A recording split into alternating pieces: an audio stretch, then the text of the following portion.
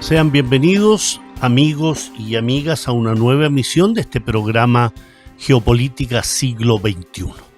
En esta ocasión, para hablar de Sudán, para hablar de este país del noreste de África y la nefasta influencia que ejerce allí una monarquía ribereña del Golfo Pérsico, situado a miles de kilómetros, pero con fuerte influencia desde el punto de vista político, económico, militar y sobre todo con relación al apoyo que se le da a los grupos armados que hoy están cometiendo crímenes de guerra y lesa humanidad.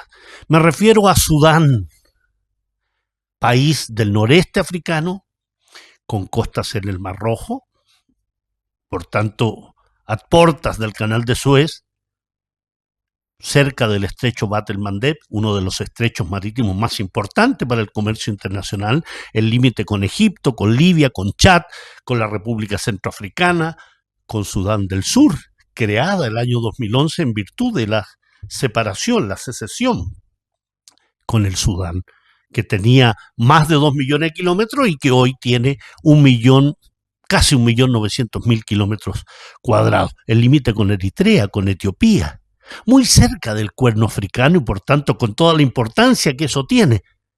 Cruza por allí, por el Sudán, el río Nilo y la importancia que tiene desde el punto de vista histórico, cultural, pero agrícola también. En una zona importante de mucha riqueza petrolífera, sobre todo en el Sudán del Sur, o Sur Sudán más bien, que es un país independiente, pero también en la zona de Darfur y el Fasher, que es donde se están cometiendo los crímenes de guerra y lesa humanidad, ya con características absolutas de genocidio. Este Sudán, que crónicamente ha tenido situaciones de beligerancia, de guerra, y que en virtud de lo que está aconteciendo y los vínculos que existen en aquellos que tienen una influencia negativa en el desarrollo de los acontecimientos en Sudán, me hicieron leer, llegó a mis manos un interesante artículo de análisis del físico y analista internacional Mohammad El-Kansa, donde nos detalla la influencia que tienen los Emiratos Árabes Unidos, monarquía ribereña del Golfo Pérsico, conformada por 7 emiratos, entre ellos Abu Dhabi y Dubái, que seguramente usted lo ha escuchado, 10 millones de habitantes, con un enorme porcentaje de inmigración que les permite mantener esa riqueza porque hay una masa trabajadora que hace aquellos trabajos que no hace la población emiratí. 98.000 kilómetros cuadrados, pero rico en petróleo y sobre todo con enormes inversiones fuera de su territorio. Unos Emiratos Árabes Unidos que son participantes activos y responsables en el desarrollo de las masacres que se están cometiendo en la zona del Fasher y Darfur en el occidente de Sudán, donde los factores económicos ambicionados por los Emiratos Árabes Unidos permiten entender la conducta de este reino, que es un adicto al oro, un adicto al petróleo y la influencia que esas riquezas generan. Por ello, para controlar ese oro principalmente, y tener influencia sobre zonas agrícolas y zonas petrolíferas, los Emiratos Árabes Unidos financia y controla a esta milicia paramilitar llamada Fuerza de Acción Rápida, que es la que está cometiendo las mayores masacres, los desplazamientos forzados y una serie de crímenes de guerra y lesa humanidad.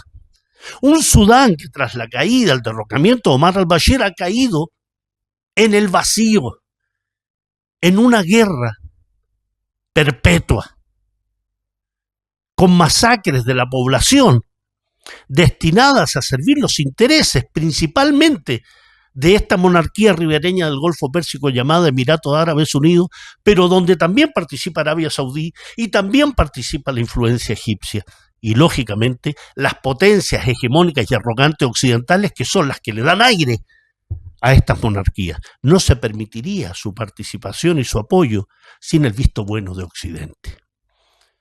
Es lo que se ha dado en llamar, lo que a mí me parece un término muy adecuado, el necrocapitalismo, ¿no? Un sistema en el que la concentración de capital y riqueza se está realizando en base a genocidios, a saqueos, usurpación, el exterminio de la población, la segregación, el desplazamiento, el robo de tierras. Les suena parecido a lo que acontece en Palestina, ¿no? Ese necrocapitalismo, destinados a crear una franja de Gaza sin población palestina para que allí pase el canal Ben Gurión, que compita con el canal de Suez y que permita la salida de oleoductos y gasoductos. El necrocapitalismo, donde países como los Emiratos Árabes Unidos o el régimen nazi-sionista israelí tienen una activa participación. En el caso de Sudán, desde abril del año 2023 vive una guerra de dimensiones colosales y trágicas, donde los principales afectados son los millones de sudaneses, insisto, que viven hace décadas en zozobra. Dos grupos principales: los generales Abdel Fattah al-Burhan, que lidera las Fuerzas Armadas de Sudán, y Mohamed Hamdan Dagalo, Hemeti, que comanda las Fuerzas de Apoyo Rápido, que son esta entidad paramilitar que cuenta con el apoyo de Emiratos Árabes Unidos, y en el caso de las Fuerzas Armadas de Sudán, el apoyo de Egipto y el apoyo de Arabia Saudí. Por eso los invito a leer este artículo de Mohamed El-Kansa, que se titula 5 razones por las que los Emiratos Árabes Unidos están obsesionados con Sudán, donde en resumen, y esto no es un spoiler, sostiene que la influencia de los Emiratos Árabes Unidos en Sudán se basa en el apoyo financiero, logístico y político a actores clave en el país. Es decir, apoya las fuerzas de acción rápida, pero también apoya las fuerzas armadas de Sudán, las FAS. ¿Por qué? Porque de esa manera actúa como un hipócrita mediador, ¿no? Da dinero, quita apoyos, logística, seguridad, porque así puede influir sobre la marcha del país. Es lo que se llama mantener una estrategia de interdependencia armada, donde financieramente se vincula a los distintos actores locales, permitiendo entonces que la influencia de los Emiratos permanezca abierta y flexible, buscando que su influencia sea indispensable para alcanzar acuerdos de estabilidad en la región, que se les llame: venga, Emiratos Árabes Unidos, usted puede conseguir la paz. Por tanto, gana prestigio internacional, siendo que es el patrocinador de los crímenes. Pero también le permite tener influencia en las áreas vecinas. Bueno, esas 5 razones que habla Mohamed El-Kansa permiten entender por qué una monarquía pequeña, situada en el Golfo Pérsico, conformada por 7 emiratos, que son los que conforman los Emiratos Árabes Unidos: Abu Dhabi, Dubái, Shariak, Ajimán, Al Quwain, Ras Al Kaimat y Fujairah, que vuelven a intervenir en África como lo hicieron para propiciar la caída de Muammar Gaddafi en el Líbano y seguir en el este, perdón, no el Líbano, de Libia, propiciar la caída de Muammar Gaddafi en el Líbano, en Libia, pero no es que me equivoque en esto, porque Emiratos Árabes Unidos ha financiado también a los grupos terroristas que apoya y apoyó para la caída de Bashar al-Assad en Siria, para luchar contra Irak y al mismo tiempo para luchar contra la resistencia en el Líbano, contra Hezbollah. Por tanto, hay una situación y una influencia de Emiratos Árabes Unidos que está no solo en el plano regional, no solo en el Líbano, no solo en Palestina apoyando al régimen sionista, no solo en Siria ayudando a derrocar a Bashar al-Assad, no solo en Irak en la lucha contra los grupos de la resistencia como Ahrar al-Sham, sino también en Sudán, en el este de Libia y en Somalia también. Y hoy en Sudán, y con fuerza, en la idea de apropiarse de Sudán. ¿Cuáles son las razones? Una, el oro sudanés. Una razón fundamental, porque la industria aurífera de Sudán se convierte en un motor de su guerra civil. Los Emiratos Árabes Unidos son los principales compradores del oro sudanés, de contrabando. Más de 2.500 millones de dólares el año 2022 previo a la guerra.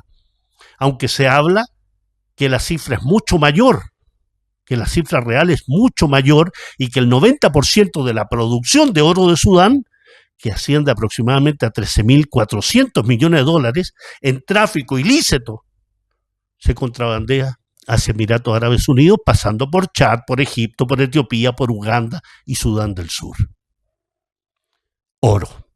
Primera razón. Segunda razón, el granero, lo agrícola, el factor agrícola. Sudán es el granero de los Emiratos Árabes Unidos.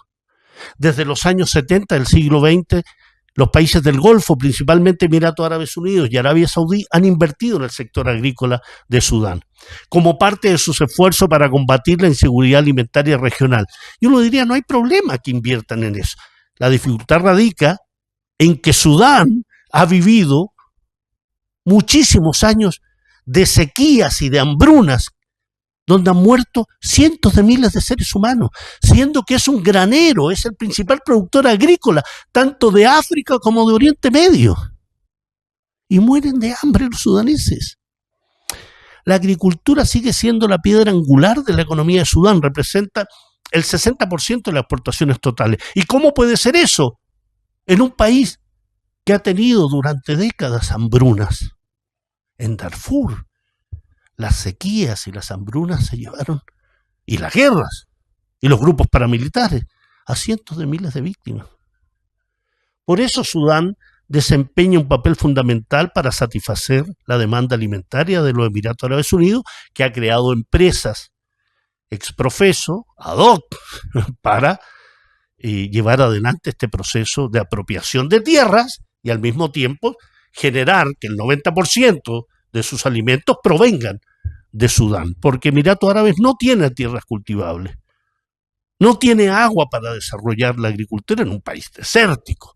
Y por eso Emiratos Árabes Unidos ha desarrollado una red agrícola global con empresas alrededor del mundo, pero centradas en Sudán, que abarcan más de 1 millón de hectáreas de tierras de cultivo y que están conectadas mediante puertos y centros logísticos con el Mar Rojo. De allí, entonces, que vienen la tercera razón por qué los Emiratos Árabes Unidos financian las fuerzas de acción rápida, que se convierten en el grupo destinado a ser utilizados como colonos directamente para colonizar esas tierras y que sea sometida al dominio de Emiratos Árabes Unidos. Y eso a su vez, tierras agrícolas que se conectan con puertos estratégicos, que es la tercera razón, ¿no? El control de puertos estratégicos. 850 kilómetros de costas en el Mar Rojo. Por tanto, Sudán reviste una importancia estratégica para las ambiciones regionales de Emiratos Árabes Unidos y también de Arabia Saudí. Recordemos lo que significa la guerra contra Yemen en virtud del control del estrecho Bab el-Mandeb, el Cuerno Africano, el Mar Rojo, el control hacia el Canal de Suez. Por tanto, ahí se genera un momento de tensión o situaciones de tensión entre Emiratos Árabes Unidos y Arabia Saudí. Pero fíjense que también participa, cómo no, el régimen sionista, que también ha clavado sus garras en el país, en Sudán, a través de su servicio de inteligencia y empresas vinculadas a ex agentes, como es el caso de la firma Dicken & Madson, con sede en Montreal, donde un ex agente, Ben Menashe, fue contratado para cabildear en nombre de empresas de los Emiratos Árabes Unidos y obtener concesiones de 20 años en puertos sudaneses. Hay un proyecto de $6.000 millones en Abu Amama, en el Mar Rojo, cercano al Canal de Suez, donde hay implicancia emiratí y sionista, que es el desarrollo de un complejo portuario, la creación de una zona de libre comercio, la construcción de una carretera de 500 kilómetros que va a conectar el puerto de Amama con las regiones agrícolas que proporcionan alimentos con destino a los Emiratos Árabes Unidos, no a Sudán. 3 puntos entonces ya, 3 razones. El oro, el granero, la parte agrícola y el control de los puertos estratégicos. Un cuarto punto. Ello requiere dominar la infraestructura financiera de Sudán, que es lo que ha hecho Emiratos Árabes Unidos en los últimos años. El 25% de los activos bancarios totales de Sudán está en manos de 3 países. Arabia Saudí, Emiratos Árabes Unidos y Qatar, fundamentalmente Emiratos. 7 bancos. Y eso tiene su objetivo: apoyar y facilitar las inversiones de los países del Golfo y en especial Emiratos Árabes Unidos en la economía sudanesa. Por tanto, la participación de los Emiratos Árabes Unidos en la guerra tiene un objetivo: asegurar su posición como proveedor líder en los servicios financieros en Sudán. Un Sudán que había vivido prolongadas sanciones a manos de Estados Unidos, en virtud del apoyo que Sudán le daba a grupos fundamentalistas, entre ellos Al-Qaeda. Oro, granero, control de puertos estratégicos, infraestructura financiera.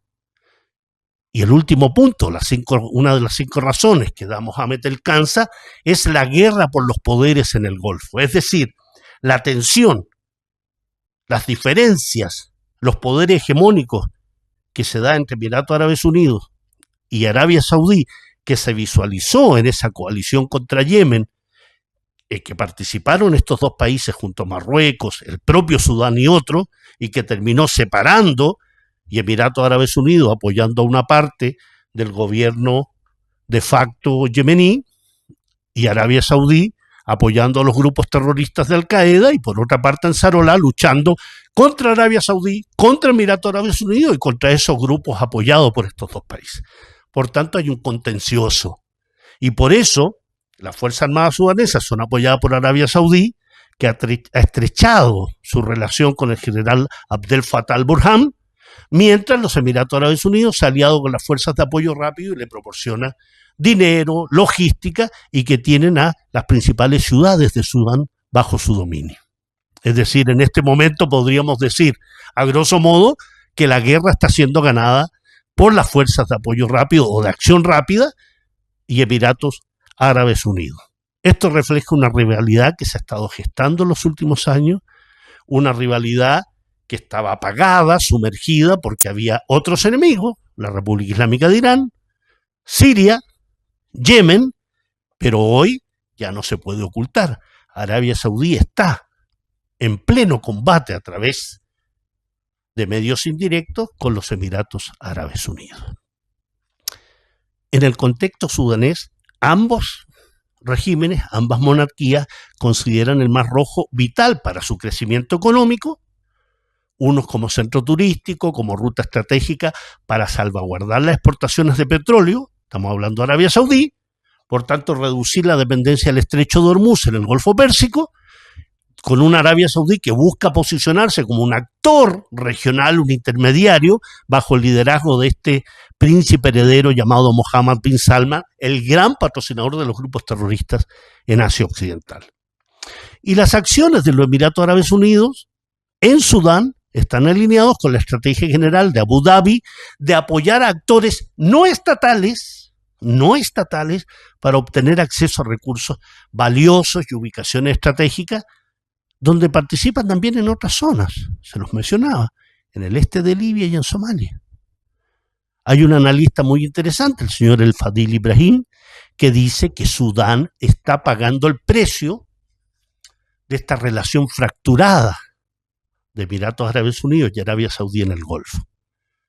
Y dice Ibrahim que mientras persista la rivalidad entre saudíes y emiratíes, Sudán seguirá trágicamente atrapado en el fuego cruzado. Es decir, por intereses foráneos, intereses extrarregionales, hay un pueblo que está sufriendo en virtud de las ambiciones agrícolas, petroleras, auríferas, el control de puertos estratégicos y al mismo tiempo la contienda que Arabia Saudí y Emiratos Árabes Unidos tienen en el Golfo y trasladada a Sudán, pero trasladada también a Libia, ¿no?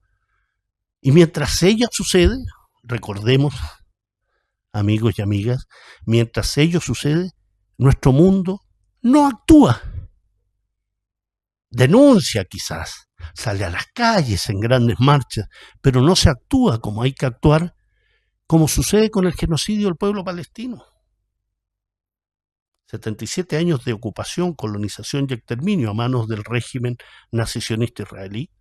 Como sucede con el pueblo saharaui, ocupado y colonizado desde el año 1975 por otra monarquía como es la marroquí, apoyada por Francia, Estados Unidos y España.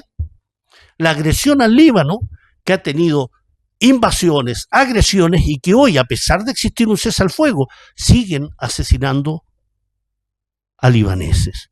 La toma del poder en Siria por los terroristas de Daesh y Al-Qaeda, hoy con sellos de demócratas, ¿no? Al-Golani, que poco antes del derrocamiento de Bashar al-Assad se ofrecían $10 millones por su cabeza, hoy se da la mano con Trump, con Macron, con la Cancillería alemana, habla en la Asamblea General de las Naciones Unidas. Un demócrata juega básquetbol con los generales estadounidenses.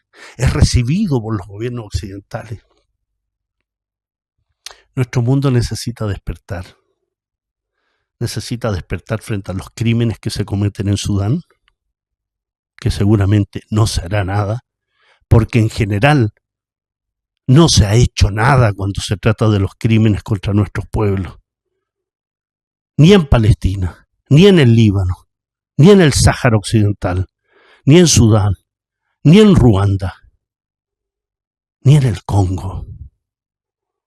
No hay acción universal porque lisa y llanamente esas potencias hegemónicas y arrogantes occidentales no les interesan los negros, los árabes, los latinos, el mundo subdesarrollado que le llaman ellos, ¿no? Hay que echar a los inmigrantes, hay que lanzar misiles sobre lo que ellos llaman las narcolanchas, hay que mover las flotas para acercar y tratar de derrocar al gobierno venezolano, y nuestros países en silencio. Nuestros países mutis por el foro.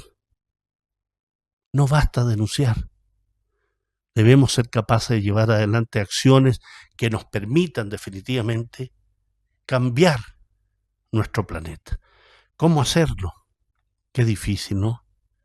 Pasa por conocer, pasa por denunciar también, pasa por desvelar, trata por quitarle la careta a los criminales, por dejar de repetir las narrativas, dejar de apoyar y tratar a determinados personajes libremente que expresen sus opiniones genocidas y criminales, como sucede en nuestros países, por ejemplo en Chile, con la comunidad judío-sionista, incitadora al genocidio, apoyo al régimen genocida israelí, y sin embargo no pasa nada. Allí están, siempre hablando. Mucho que hacer.